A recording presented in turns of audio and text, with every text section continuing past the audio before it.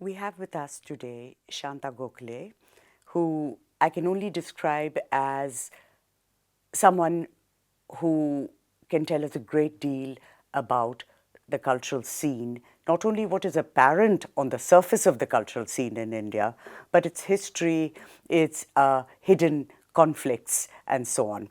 So, a novelist, a playwright, a translator, a journalist, a columnist, and for many of us, an inspiring figure as a woman. Shanta, thank you so much for joining us.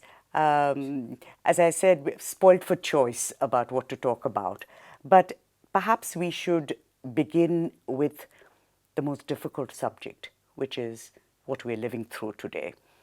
The shrinking space, we used to say shrinking space, increasingly even that is becoming something we're nostalgic about. The space for dissent, the space for doubt, all the essentials of thinking life, all the essentials perhaps of citizenship in a democracy. What you have always spoken your mind.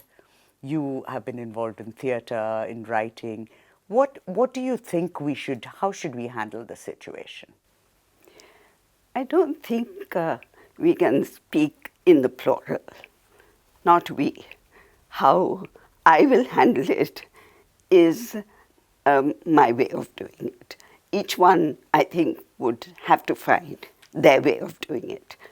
I have always spoken out and spoken very clearly, frankly, about what I believe and why I believe what I believe. And whether it's through my feature writing or over the last many years through my columns, which I started writing the columns for various newspapers, started sometime in the 90s. And it has been a continuous thing. In the early years, people read, and some people disagreed, some agreed. I got calls, and people said, wah wah, or rubbish, rubbish, whatever. And it was fine.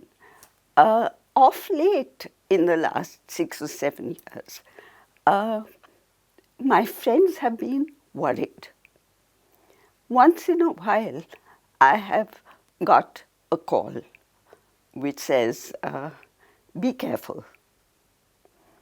And I've always said, I'm small fry. For the powers who want to crush dissent, I'm small fry. There are big people around who are leading thousands and thousands of people who are changing their minds, changing their hearts. Those are the people who count. But suppose we move away from individual people. This is something I've been wondering about. It's sort of unformed in my head. What is it that gives individual writers, those who speak out, and you're right, of course we do it individually and through our own individual bodies of work, but what do we have as a legacy that gives us both the strength of our convictions? So I'm thinking in your case, for example, you began with teaching, and the college space, school space, university space is a great space for actually clarifying our ideas, whether you're a student or a teacher. So a kind of compulsory Yes. liberal space. Yes. Yes. So that is one ground. Yes. Then theatre, Yeah. and different sorts of theatre. Yeah. So suppose we look at what is this legacy that we all have, what we have inherited. Yes. Rather than talking about a kind of romantic, syncretic tradition and so on, Yes. but these spaces that we have had, Yes. where we've discovered what it is to experience speaking out, Yes. expressing doubt, Yes. expressing dissent. Yeah. you spoke of university. My experience of teaching is not of a liberal space at all. And in fact, my problem is that the educational system is an extremely feudal system as it operates in many parts of this country.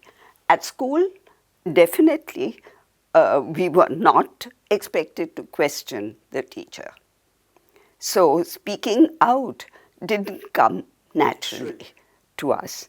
The examination system, so-called objective questions, which meant ticking boxes. Yes. So something was right, something was wrong, and there was nothing in between. So our thinking wasn't allowed to be nuanced. At a college where I first taught, This was in Bombay? this was at Elphinstone College. Okay. And we had tutorial groups. And a lot of students from Indian language medium schools came to college and were totally at sea because the medium was English at college. And in fact, I wrote an article about the caste system in college, where the English-speaking students were the Brahmins, and all the others were lower caste.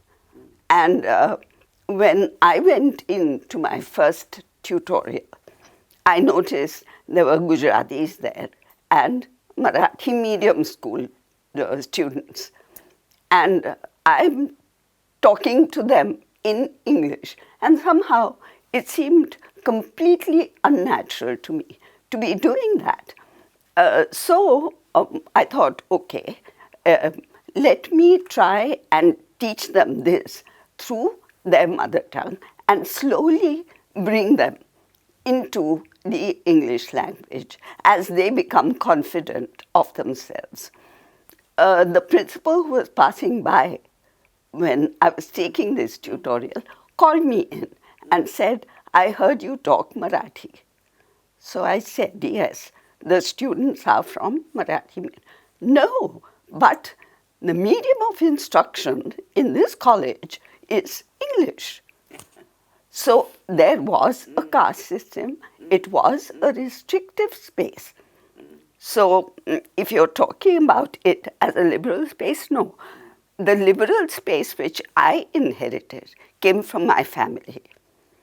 And that, of course, is what gave me confidence. My father spoke out, my mother spoke out. They allowed us to speak out, to question, to discuss. And so we grew up with this kind of empowered feeling. But that dispels also the cliche of saying the English-speaking, a certain class would be more liberal naturally. And this is not true in your case, because clearly you came from a Marathi-speaking family. But this talk of languages also, the situation you've described in Elphinstone, suddenly it occurs to me that one of the challenges that we are always going to have is harnessing the riches of being a multilingual culture, and not just in a token way, but really, truly multilingual, but at the same time not dipping into linguistic chauvinism with all the other chauvinisms. So that balance, and at least the Bombay I grew up in and the Bombay you knew so well, there were so many languages.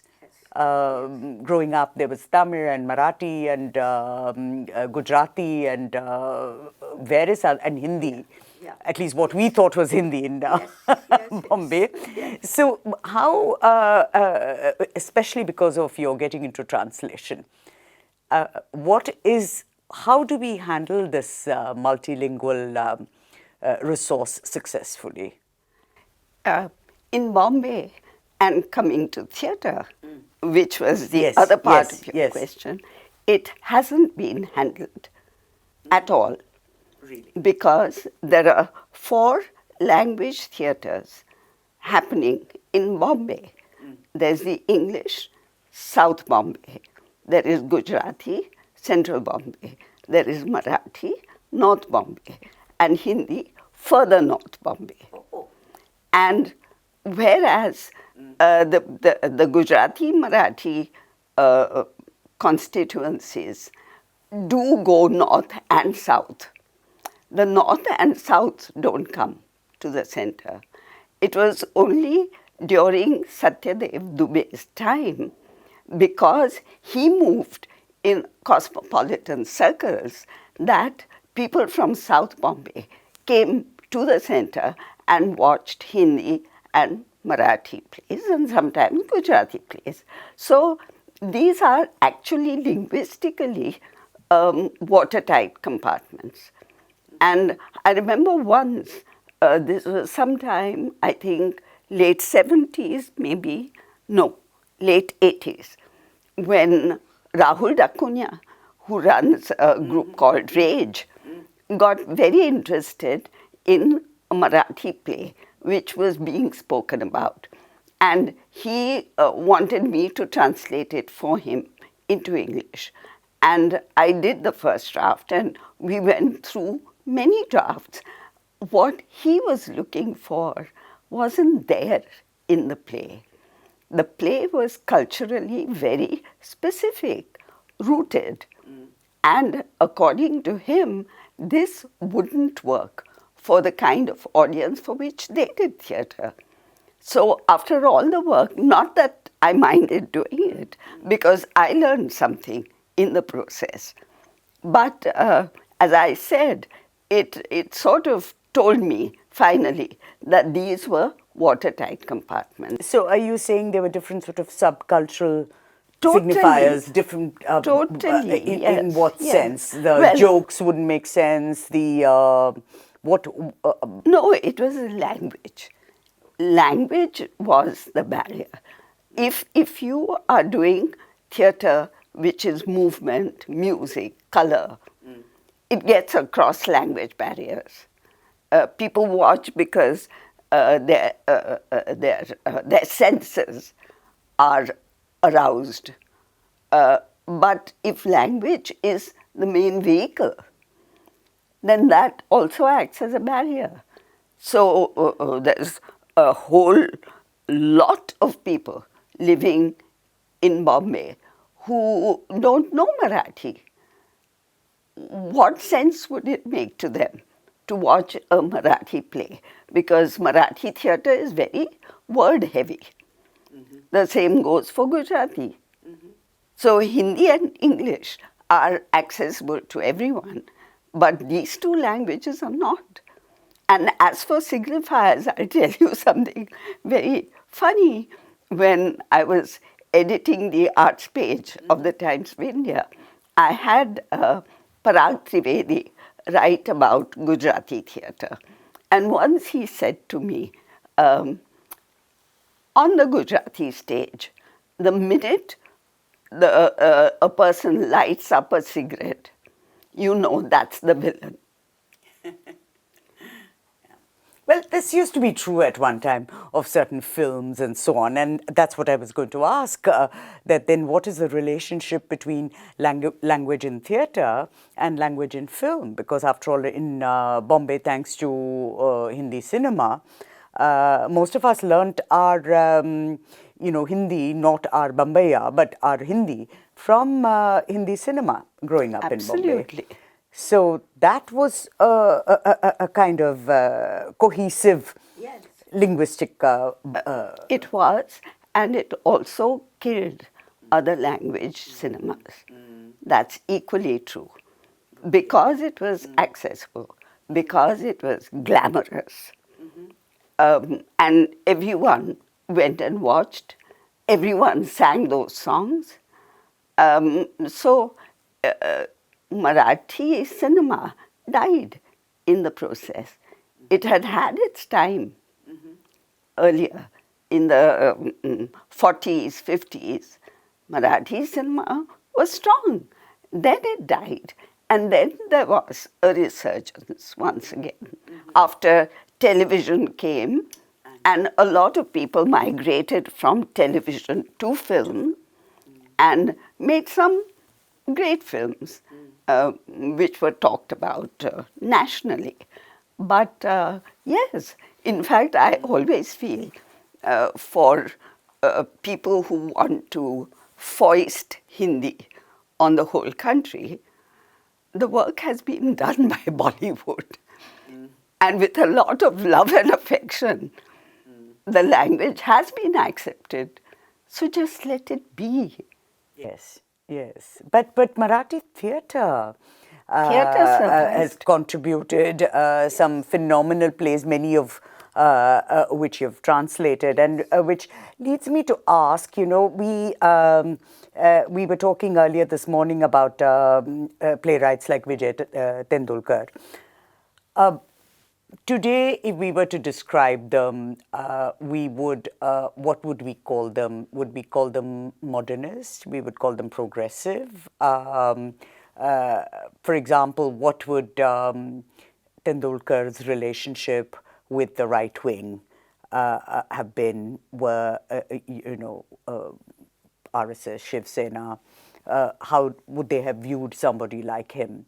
So looking back now, because we seem to have gone a little further, into a non-progressive space today. Yeah. No, Tendulkar was always targeted by right-wing people. Shiv Sena, for instance, his Ghashiram Kotwal was targeted by the Brahmins of Pune, many of whom were members of the RSS. So he had to bear the brunt of his opinions, which were out there for everyone. And he never felt in his lifetime the need to shut up. It was still a time when people weren't intimidated in quite the same way in which they are now. So he could write what he thought and he could say what he thought. And sometimes what he said was not particularly acceptable, even to liberals. But he spoke out, and when he did Saqqara Binder, for instance, what used to be trolls in those days kept calling and kept saying horribly, horribly obscene things about him, kept calling the director, whose wife was acting in the play, saying horrible, obscene things about her, till it came to Tendulkar confessed that he was totally shattered by this sort of attack. And they went to court over the kind of bans that were being suggested by even the great literary conferences that are held annually in Maharashtra. Yes. There were people there who got up and made speeches against Tendulkar and Ghashiram and Saqqara Binder. So the atmosphere was extremely turbulent during those times. But you would say it's infinitely worse now. It is because everyone senses this. As I said, Tendulkar came up against this only with Saqqara and Ghashiram Kotwal. These were the two plays that, but he had written Gidhade as well, which was full of violence, and the censors had suggested something like 35 cuts or something, and they couldn't tolerate the language in the play. But this was between the censors and the playwright, producer, director. It was in the street. it is with these two plays, Saqqara and Gaji, that the street came in. And the banning was called for by them, by people in theatre itself. Tendulkar had many, many enemies in theatre because there were people who were practicing nostalgic theatre, sentimental theatre, and he seemed to be a threat for them. So he was attacked from all sides. Ultimately, the director of Saqqara, Kamalakar Sarang, actually, I think, went to Balasaheb Thackeray. I think Thackeray came to see the play and gave it a clean chit. And then it was produced. But the whole case of Saqqara makes absolutely engrossing reading. When you read it today, you see what kind of legal minds went into defending this, what the procedures, like the Chief Justice of the Bombay High Court asked to see the play. Because he said, people are talking about this play, now I want to actually see it and see what's wrong with it. So Kamalakar had underlined all the cuts that had been demanded, and it was proposed that each time that sentence is said, a blue light comes on. Yes. So the judge would know that this is banned or sought to be banned. He had come with his family. Lots of other people wanted to see the play. They came in also. And 2 or 3 lines down, each time when the blue light came, he finally said, "What's this blue light? I don't want it. I want to see the play as it is. Please stop the blue light." And he what saw were the the play. sort of cuts they were asking for? Oh, again, in Saqqara, there's a lot of, right from the start, there's a lot of cursing. Because that's who the man is. Exactly. And like Sriram Lagu said when he was defending vultures or gidhade with the censors, he said, our play is titled Vultures, Gidhade.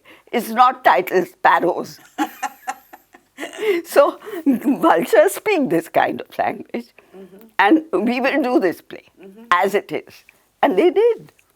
But the contrast is, this sounds a little bit like what writers, and certainly in the theatre, what you might do to push and say, yes, you know, we are going to be borderline offensive, we're going to be edgy, we're going to question your comfort levels, whether it's with language, whether it's relationship between the sexes, whatever.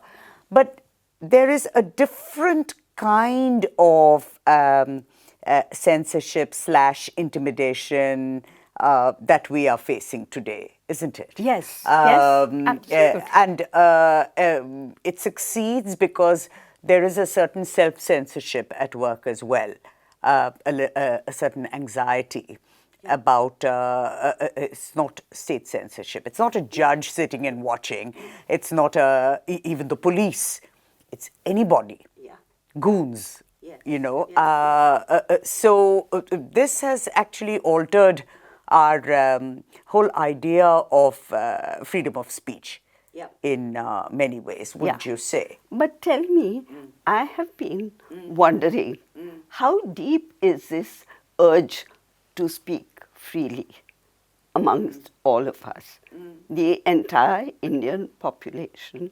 I think in the families where in my kind of circle of family acquaintances, etc., the idea is not to speak.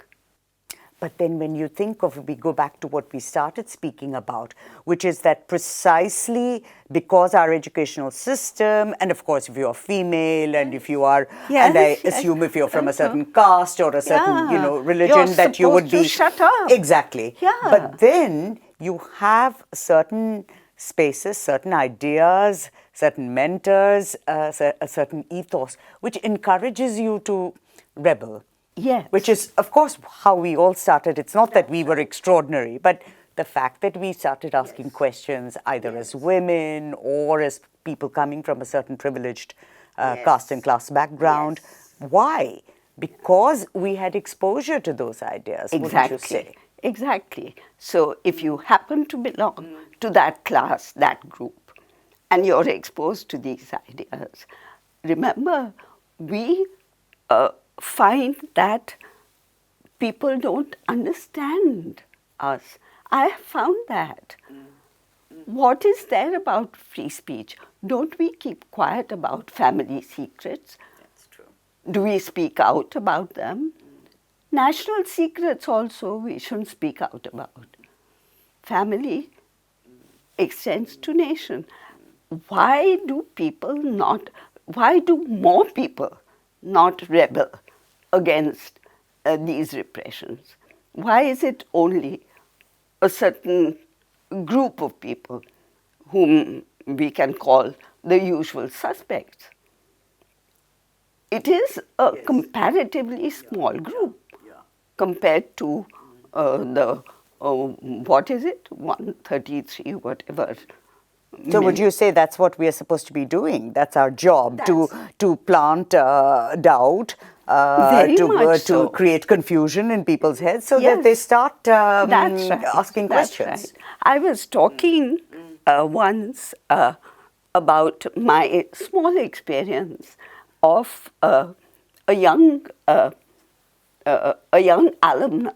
alumnus of FTII, Film Institute. He done script writing. He wanted to write a script based on my novel, and he wanted to discuss this. And he came over, and we talked for 2 hours about it. At the end, he said, what fascinates me about this novel is the freedom. I can't believe that there are people who live so freely. And none of my protagonists is a rebel in any sense. This They're is just Githa artists. No, this is Tavarshi. And he said, for me, it's been a very liberating experience just reading this novel and becoming aware that friendships like this are possible, that life like this is possible. And to me, it came as a revelation because it's something that I take for granted. So this is a very real part of our world. And I have had friends who grew up not being allowed to speak. So I'm not surprised that people submit so easily to self-censorship because they have grown up censoring themselves. So it's a kind of battle between saying these are the possibilities, as you put it, whether it's in a novel or an idea or a framework of values, these are the possibilities. And because these days we keep talking about the idea of India, really what we're talking about is what are the ideas that are valuable to us and that we want to perpetuate. That's right. That's right. And we really have to find ways to do that if we believe in our idea of India. I'll tell you, there is an RSS office just behind my house, and over the last 2 months, I have heard a shakha going on, and I think there's something like 20 children there who are all being taught songs. Children love to sing. Of course. So I hear this merry chorus every evening and my heart sings. here's another batch of youngsters who are singing their way into an ideology. Some of them might stay, some will quit, but some will stay. So how do we reach these young people? Because that's where the whole thing, teachers, I've heard teachers talk so communally in class, and children come out speaking that same language. So when a teacher is awarded her Bachelor in Education degree, is her ideology examined? And if it isn't, then what is she passing on along with geography and history? Absolutely. So it's happening all over the place. So I really don't know. This is the huge challenge. Yes, That it's immense. Huge, It's immense, huge challenge. yeah. Thank you so much, Shanta, for speaking to us of many things. Thank you for being with us. Thank you.